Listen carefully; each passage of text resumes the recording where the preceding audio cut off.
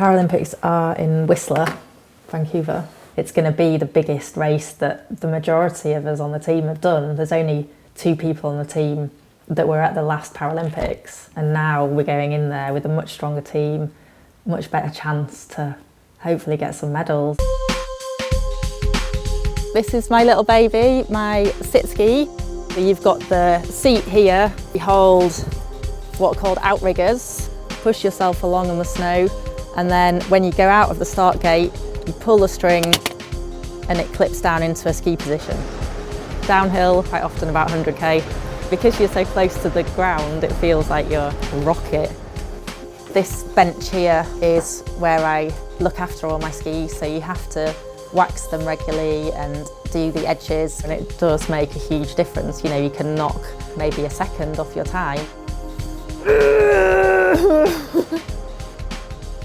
That's my race face.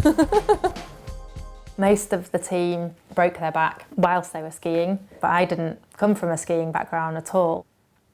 I was just talking to my friend as she was locking the door, and I stepped back and just tripped over the edge of some stairs and fell into the basement area and completely severed my spinal cord. So, yeah, and then was paralysed.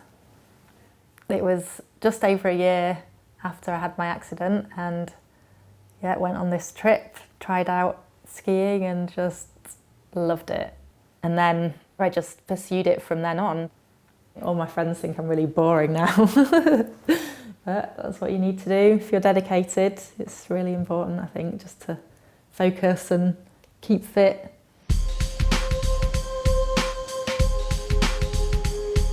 I have always been very sporty. I never thought that I'd be representing Great Britain though, because I'd never found something that I was this passionate about. You know, for something to grab you enough so that you want to dedicate your whole life to it, that's something huge that I could never have imagined. Quite encouraging. I think I'll be fit to go. In Whistler, there's quite a big jump, so I have like visualised myself coming over that last bit and making it over the finish line and just going, yes! I think 50 years ago, probably you would be just stuck inside. There wouldn't be a lot for you to get involved in. Just deciding what bread I want. I think that's everything. I'm completely independent. I do just as much, if not more, than I did before my accident. Okay, bread. I know a lot of people expect that because you're on the British team, you're well funded through UK sport, through government stuff. And we do get a bit of that, but it doesn't touch the sides really. I mean, at the moment, a lot of us are self-funded, so you just have to dig deep. I mean, I've spent every single penny I've got on skiing. Hi John, it's Jane Sowerby here. Hello, how are you doing? I've done a couple of mentor things for the Backup Trust, that's the charity that got me first involved with skiing. And then when you got into some of the passionate bits, you know, I was hooked on skiing. Your eyebrows were lifting, your face was just coming alight.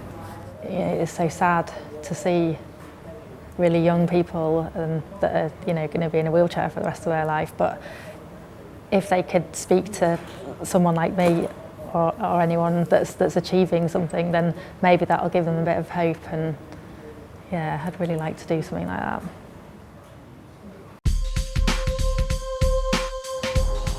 There were still good times, but I don't think I was properly happy until I found skiing.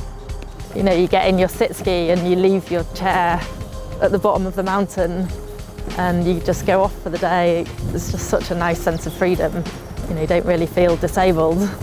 Some of the speeds you can get up to in a sit ski are incredible, and you can just race past all these able-bodied skiers who just kind of have their jaws on the floor looking at you.